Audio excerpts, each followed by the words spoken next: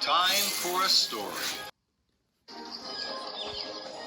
It was a beautiful day on the island of Sol. The sun was shining and the birds were singing. Thomas had worked hard all morning.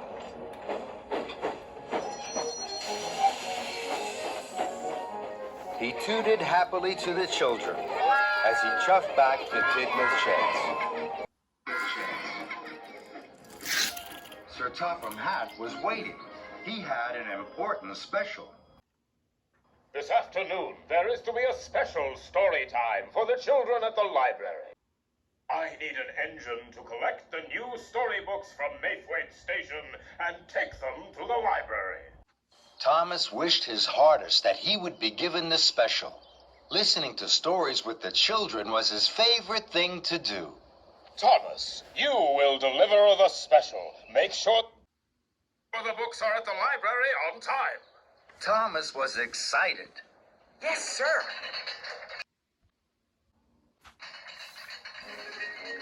And Thomas chuffed cheerfully away. Thomas puffed fast along the track. I mustn't be late for story time. I'll chuff and I'll puff to be there on time.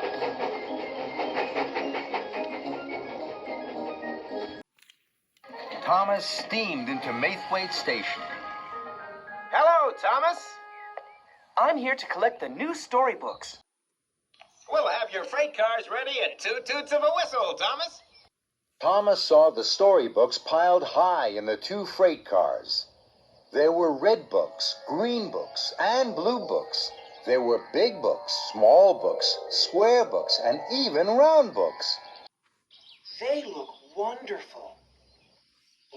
Soon, Thomas was coupled up to the freight cars. I must hurry. I have to deliver the storybooks to the library on time. Thomas was very excited. He pumped his pistons and puffed quickly out of the station. Thomas didn't wait for the books to be covered.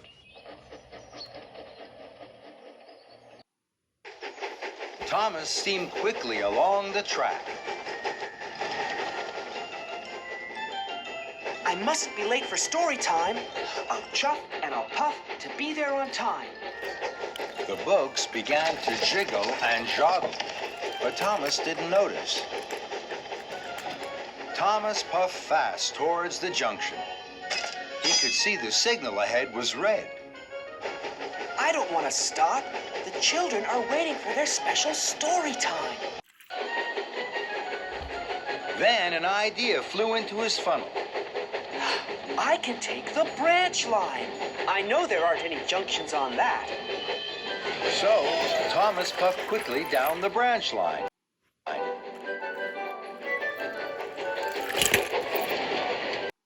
Thomas felt very pleased.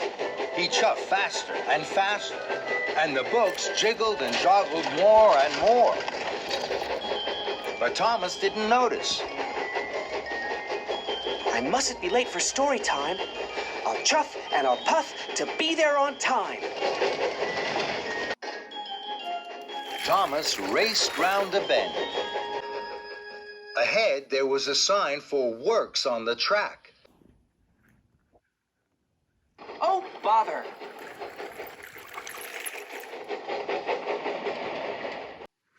I'm sure the works on the tracks won't stop me. So, Thomas puffed faster and faster. Then there was trouble. Workers were mending the broken track. The broken track was very bumpy. Thomas bumped and jumped. The books jiggled and joggled. Then Thomas hit the biggest bump of all. Whoa! Cinders and ashes. The freight cars bounced high in the air. They crashed and bashed. They clattered and shattered down to the tracks. Thomas put on his brakes. The books flew high and wide through the air and landed all over Farmer McColl's field. Oh my! The freight cars are broken. The storybooks are all over the field. And the children now won't have their special story time. And it's all my fault. I was in such a hurry to be on time, I didn't want to wait. I should have waited for the books to be covered. And I shouldn't have taken the bumpy branch line. Oh dear. Fizzling fireboxes. What am I going to do? Thomas looked at the storybooks. The sun was shining on them. The books looked even redder and greener and bluer than they had in the freight cars. The storybooks look so pretty in this field. I wish the children could see them. Then an idea flew into his funnel. I'll bring the children to the storybooks. They can have a picnic story time in the sunshine. That really will be special.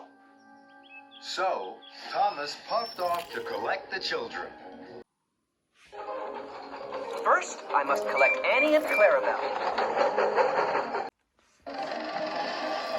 Victor and Kevin were busy at work as Thomas chuffed into the Sodor Steamworks. Hello, Victor. I'm here to collect Annie and Clarabelle. I'm going to take the children to a special picnic story time in the sunshine. That's a wonderful idea, my friend. The children will like that. They always have their best time with you, Thomas. Thomas was pleased Victor and Kevin liked his idea. Later, Thomas huffed happily out of the steamworks with Annie and Clara. Thomas puffed proudly up to the library at the town hall. The children were waiting. They were very surprised to see Annie and Clarabelle instead of cars of storybooks. Today, I'm taking you to an extra special story time. It's a picnic story time in the sunshine. All aboard! The children had never had a picnic story time. They thought it was a wonderful idea. Thomas blew his whistle and chuffed cheerfully away. Thomas puffed towards the junction. This time, Thomas waited.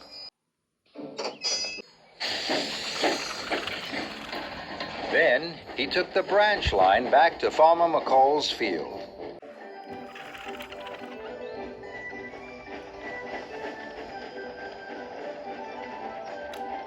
Thomas chuffed slowly and carefully up to Farmer McColl's field.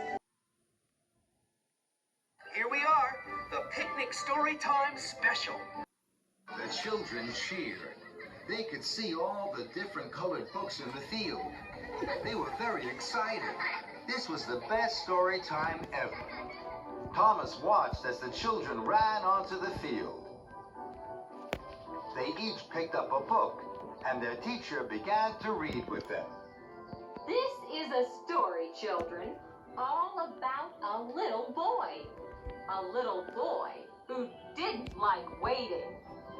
He didn't like waiting because he thought he'd miss out on all the good things.